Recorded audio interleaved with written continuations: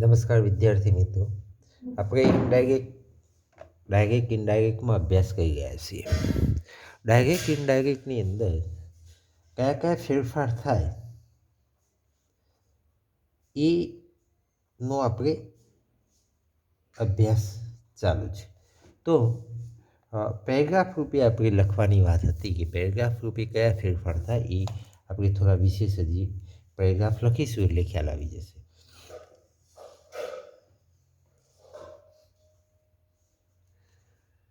Have you finished your lesson? Tom said Aunt to Tom. No. No, aunt, replied Tom.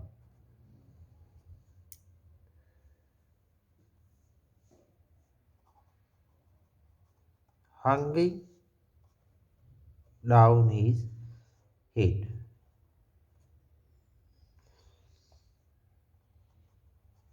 Why not?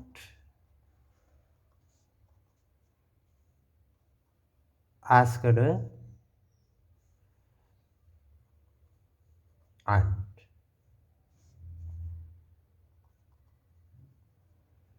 Because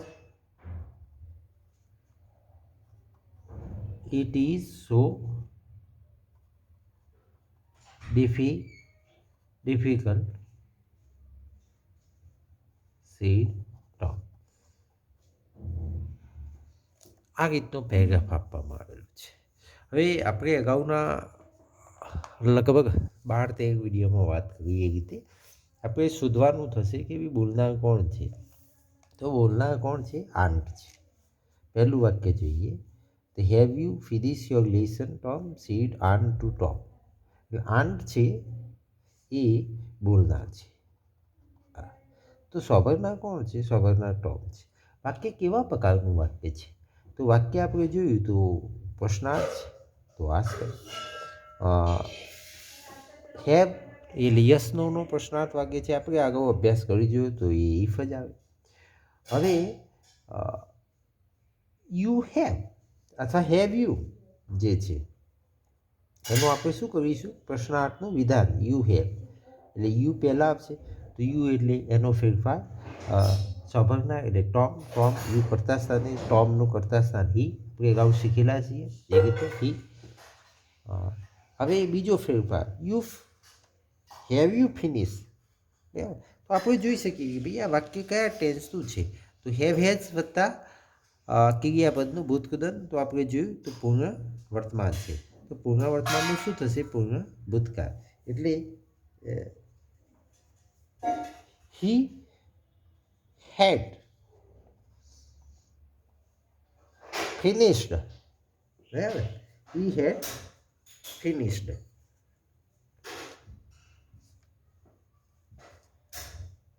he had finished your. યોરનો ફેરફાર પાછો આપણે કદી સાથે થાય? સ્વભાવના એટલે ટોપ. એટલે યોર સંબંધક છે એટલે યુ યોર. તો હી his. he had finished his lesson. he had finished his lesson. આટલે વાક્ય પૂરું થાય છે. હવે ટોમ. હવે બોલનાર કોણ છે? તો ટોમ. તો સ્વભાવનાર કોણ થઈ? ટોમ બોલનાર. તો સ્વભાવનાર થઈ હર આંટ. પણ વાક્ય કેવું છે? નો, યસ નો. તો નો આપતું હોય અને નો આંટ એટલે આમ વિધાન વાક્ય કહેવાય. તો નો આપતું હોય તો નેગેટિવ. તો ટોમ ટોલ્ડ અથવા તો રિપ્લાઇડ. કારણ કે યસ નો આપતું હોય તો હંમેશા રિપ્લાઇડ શબ્દ મૂકવું. એટલે ટોમ રિપ્લાઇડ નેગેટિવલી. કોને? હર આંટ. શું છે? નો. નો એટલે નો એટલે વિધાન વાક્ય છે એટલે શું આવશે? Conjunction that. It was not. એકલું નો આવતું હોય તો હંમેશા ઇટ વોઝ નોટ અને યસ સાથે મૂકવાનું હોય તો ઇટ વોઝ એ રીતે મૂકી દે. એકલું નો આવતું હોય તો એ વિધાન વાક્ય જ છે પણ એકલું નો એવો જ જવાબ હોય. એનો મતલબ નો ઇટ વોઝ નોટ, એમ હું એને કામ નહીં કરી શકું એમ. It was not. બરાબર. હવે બીજું વાક્ય આપણે જોઈએ તો બીજા વાક્યમાં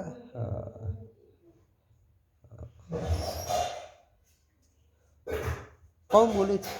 તો આપણે જોઈએ બોલનાર. હવે પેલામાં સીધી રીતે ટોમ હોય તો આમાં કોણ હોય? આંટ. સબંધનાર ટોમ એટલે હિમ પર મૂકી શકીએ.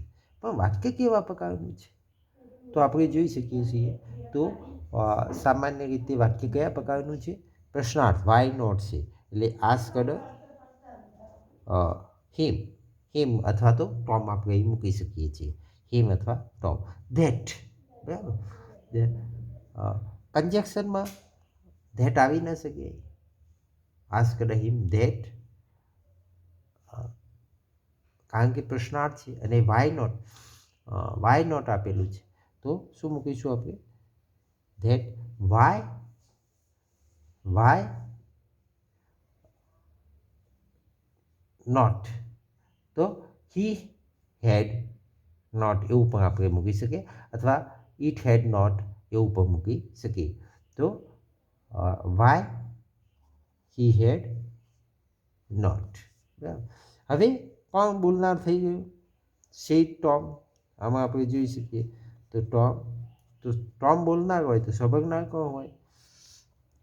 હર આન્ડ. વાક્ય કેવા પ્રકારનું છે? Because it is so difficult એટલે વિધાન વાક્ય છે તો આપણે શું કહીએ?